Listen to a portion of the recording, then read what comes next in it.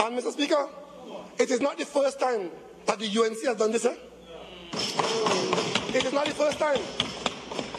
The first time the UNC has done this was in 1996. Right? We had two Coast Guard cutters, CG5 and CG6. I think they should be familiar to the Minister of National Security. When they needed major maintenance to be rebuilt and to be overhauled and refitted, the PNM government in 1995 took a decision to send those vessels back to the manufacturer, and for a fee of $40 million, both vessels would have been refitted, overhauled, and put back into the sea. The government changed. The UNC came into office, and in the true UNC style, they cancelled the contract to refurbish those vessels in Sweden, under the guise that we could do it here in Trinidad and Tobago. And the two vessels were pulled up again in Diego Martin West, in my constituency, in Chagaramas. The two vessels were pulled up. The history will show that during their tenure, one vessel was scrapped for parts, and that was the end of that vessel's life.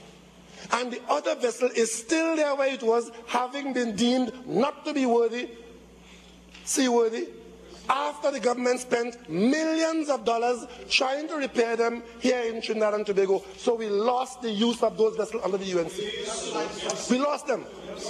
And when that was brought to their attention, the same government that today, the Prime Minister of this government, of this country, that is saying to us that we don't need any long endurance vessel, that we don't need any big vessel that it will be seen, after they bungled CG5 and CG6 at Chagaramas, they went to England and tried to get a long endurance vessel that can operate off the East Coast, because they know, Mr. Speaker, we need a vessel like that. But they went to England, and the best that they could have done was to acquire a vessel called the HMS Nelson. The Nelson was brought here, I think at the time it was 40 years old or some similar figure. Its top speed was 14 knots. The Prime Minister was a member. The Prime Minister, who is today telling us that the OPVs we are buying now, 28 knots is what they can do. She finds that it's too slow. But she was part of a government that bought the Nelson, that the top speed was 14 knots. 14 knots. An old boat, but the British had scrapped the Nelson. It was on the way to the steel mill to be melted down to make new steel. The UNC bought it and brought it here. It could not be used because it was obsolete at purchase. That was the UNC's. Sue is what you have on your head there. That is Sue. Mr. Speaker, that was their attempt to give us an offshore patrol vessel. The Nelson was found to be unseaworthy. It was abandoned on the Port of Spain port for years until another vessel crashed into it, and we had a choice of sinking it as a reef or taking it back. I suspect it's somewhere on the west, rusting as a hulk. That was the UNC's attempt to get, that was their attempt to get offshore patrol vessels.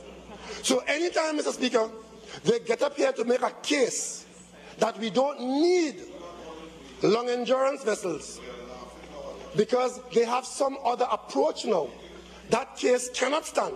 Because as far back as 1998, I think it was, they sought to get us the vessels.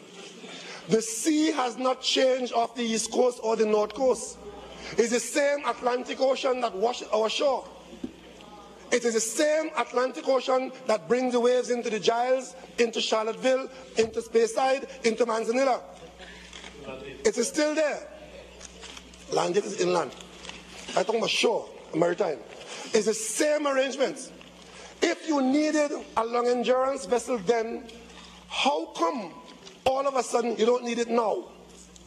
How come it was a problem then and we wanted to patrol offshore then, but you don't patrol now? How come we have no war at sea now, but we had a war at sea then? How come the war is now only in the streets in Belmont and Port of Spain, and you ignore the war at sea against drug dealers? You are not fooling anybody, Mr. Speaker. They are convincing no one.